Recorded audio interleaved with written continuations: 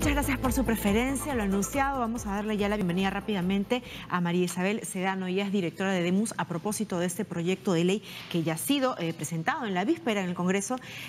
Una iniciativa que, si bien es cierto, no es nueva porque ya se había presentado en la legislatura anterior, busca despenalizar los abortos que se producen por casos de violación. ¿Cómo está? Buenos días. Gracias por acompañarnos, señora Sedano. Buenos días a ustedes. Ahora, esto es una buena noticia. A propósito, ustedes recuerdo que estaban en una campaña bastante agresiva, por decirlo de alguna manera, del déjala decir, una situación que de alguna manera había visibilizado toda esta problemática que se cierne en torno a las violaciones sexuales y qué es lo que ocurre después si es que una mujer decide someterse a un aborto. Bueno, yo diría que fue una campaña intensa, ¿no? Intensa, esa es la palabra. Creo que fue una campaña intensa, nacional, descentralizada, que contó con la participación de una diversidad de colectivos, de movimientos, ¿no? Y de la ciudadanía, ¿no? Y logró incrementar una corriente de opinión pública favorable, ¿no? Ahora, ¿qué es lo que dice nuestra legislación? Porque si bien es cierto, el aborto no es penado para casos terapéuticos, sí lo es para casos de violación, ¿no? Cuando la madre es la que se provoca este aborto y también para los terceros. Son 40 años por lo menos de lucha del movimiento feminista por ampliar y garantizar el ejercicio efectivo del derecho a decidir de las mujeres, ¿no?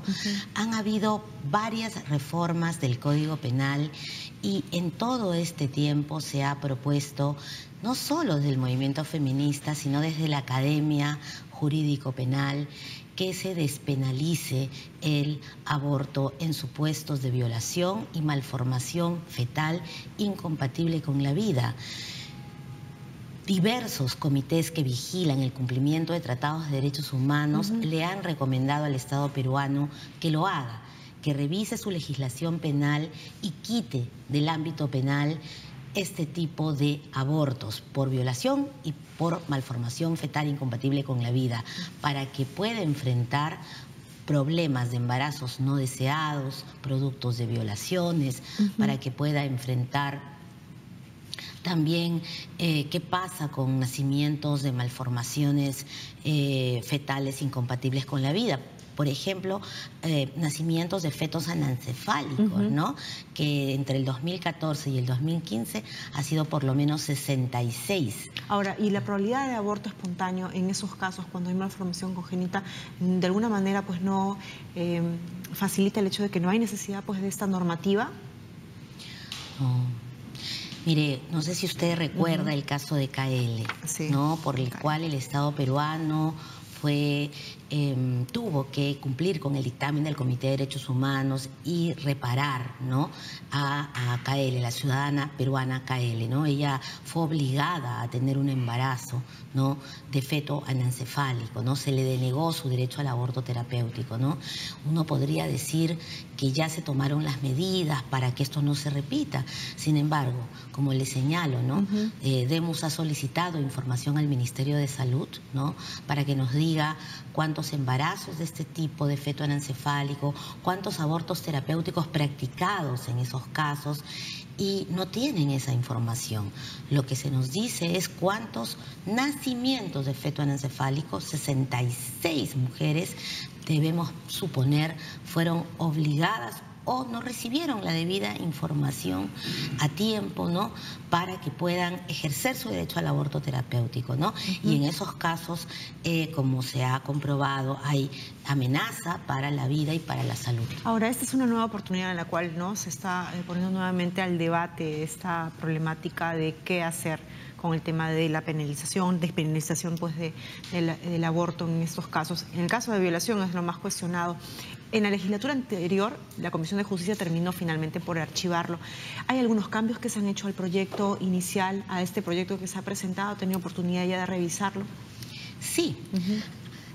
Y bueno, ayer se presentó el proyecto de ley, el nuevo proyecto de ley, es el proyecto de ley 387-2016. Fue suscrito por 3 bancadas, ¿no? La bancada del Frente Amplio. A diferencia de lo que ocurrió en la legislatura anterior. Y la bancada del APRA. Bueno, en realidad en el proceso anterior fue una iniciativa legislativa ciudadana, ¿no? Que llegó al Congreso respaldada por más de 64.000 firmas, ¿no?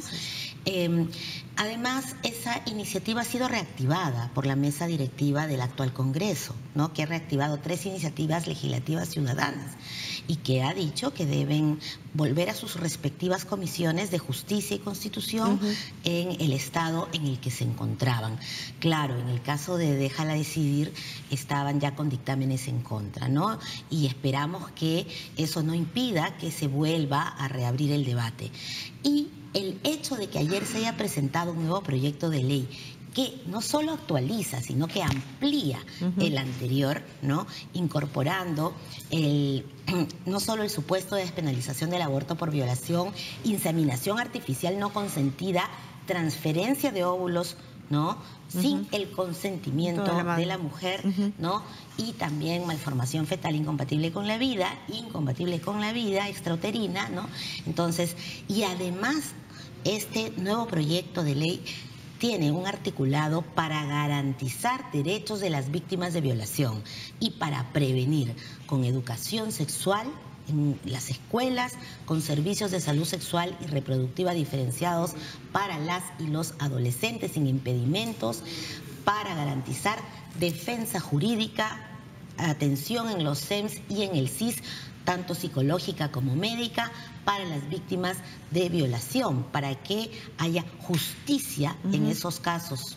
Ahora, en precisión a eso, en esas políticas públicas en las que se debería de hacer mayor incidencia, ¿no? En el prevenir antes de ver qué es lo que se hace después. Ahora, es un trabajo que te va a tener que hacer en paralelo, imaginamos.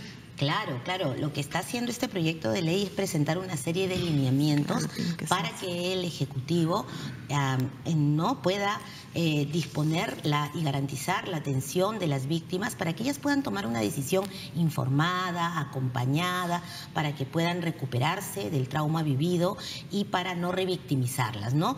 De lo que se trata aquí es que si una mujer, ¿no?, ha sufrido una violación, tenga la posibilidad de decidir si desea o no interrumpir un embarazo, ¿no?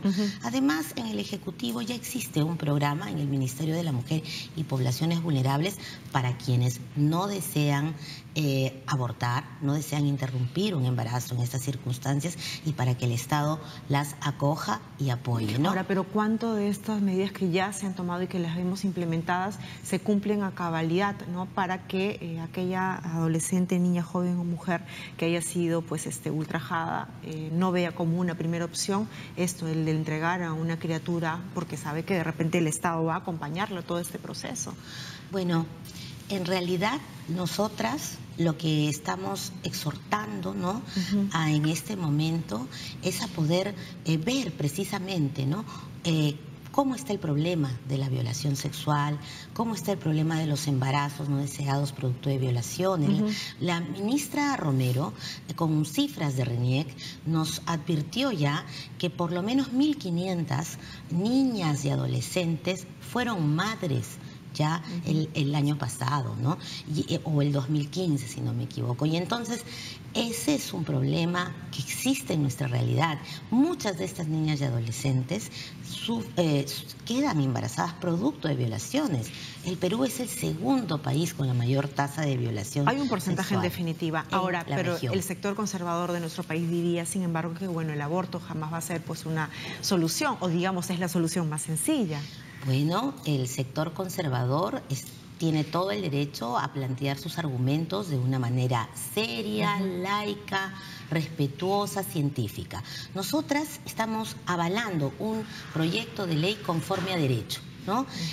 Suele decirse que la Convención Americana impide que se presenten este tipo de propuestas porque garantiza la protección de la vida desde la concepción. Exacto. Bueno, la propia Convención Americana entiende que, de acuerdo a la dignidad humana de las mujeres, esto no es un candado para poder revisar legislación penal y despenalizar el aborto. Y de otro lado existe una sentencia de la Corte Interamericana reciente, la sentencia Artavia Murillo versus el Estado costarricense. Que es entre y ahí presidente. dice que la vida, la concepción, empieza desde la anidación del óvulo fecundado, y además que para proteger a un concebido tienes que proteger primero a la mujer. Bueno, y eso es lo que ha servido a para costa de las mujeres. nuevamente la entrega, pues, ¿no?, de la llamada píldora del día siguiente para la anticoncepción oral de emergencia. Y este proyecto busca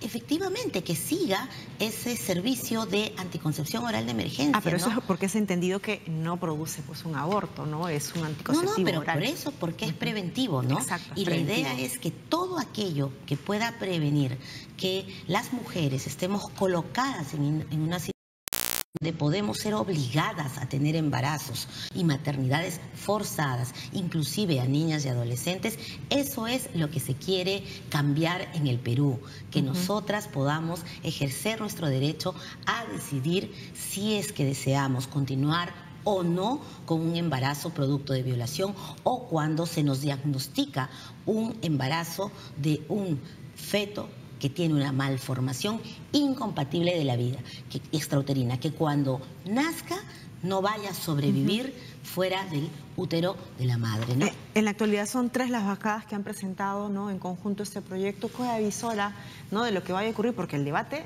recién empieza. Sí, y precisamente tenemos que informarnos, ¿no? Este es un debate que debe ser informado, ¿no? No partir de prejuicios, no partir de estereotipos, no partir solamente de las creencias religiosas, porque lo más importante aquí es hablar de derechos, ¿no? Hablar de los derechos de las mujeres y ver si es que los tratados de derechos humanos, si la Constitución nos permiten. ¿Y el derecho del neonato? Por eso, sí, y el proyecto plantea claramente que el derecho del concebido a la vida existe y es innegable y es sujeto de derecho según nuestra Constitución, pero en el derecho hay conflicto, ¿no? Y cuando hay conflicto entre los derechos del concebido y los derechos de la mujer, el Estado toma decisiones, así como se despenalizó el aborto terapéutico y se dice, ¿no?, una mujer no puede ser sacrificada por un concebido, si, o sea, un embarazo que pone en peligro su vida o la va a afectar a su salud mental, física, de manera grave y permanente. En esa situación, la mujer tiene derecho a decidir. Bueno, en el caso específico del aborto terapéutico, para que también lo sea en violación y malformación fetal incompatible con la vida. Pero además, esto no lo decimos solo nosotras. Empecé diciendo que, por ejemplo, el comité que vigila la Convención de los Derechos del Niño también se lo ha recomendado al Estado peruano. También le he dicho: revisa tu legislación penal, saca del ámbito penal el aborto por violación, el aborto por abuso sexual incestuoso, cuando son los padres los que violan a sus hijas. Saca el aborto cuando una mujer tiene que enfrentar un embarazo con malformación fetal incompatible con la vida. O sea, además hay una declaración de Montevideo de la Comisión Interamericana de Mujeres de la Organización de Estados Americanos que exhorta a los estados a que también hagan lo mismo, ¿no? Entonces hay una tendencia a reconocer la dignidad de las mujeres, la capacidad que una mujer tiene para poder tomar una decisión de ese tipo, ¿no? Preservando su salud, preservando su vida, ¿no? Y bueno, nadie tiene por qué pedirle sacrificios a las mujeres que atenten contra ellos. Así es, una decisión por último personal. Usted lo ha señalado muy bien. Ahora, bueno, el debate continúa. Muchísimas gracias, señora Sedano, por habernos acompañado esta mañana. Vamos a estar al tanto de qué es lo que ocurre, pues, en la Comisión de Justicia, en la Comisión de Constitución, donde, ¿no?, aseguramos, pues, va a acudir, pues, este proyecto. Muchas gracias. Muchas gracias. Muy bien, 7 de la mañana con 48 minutos. Hacemos una pausa, regresamos con más.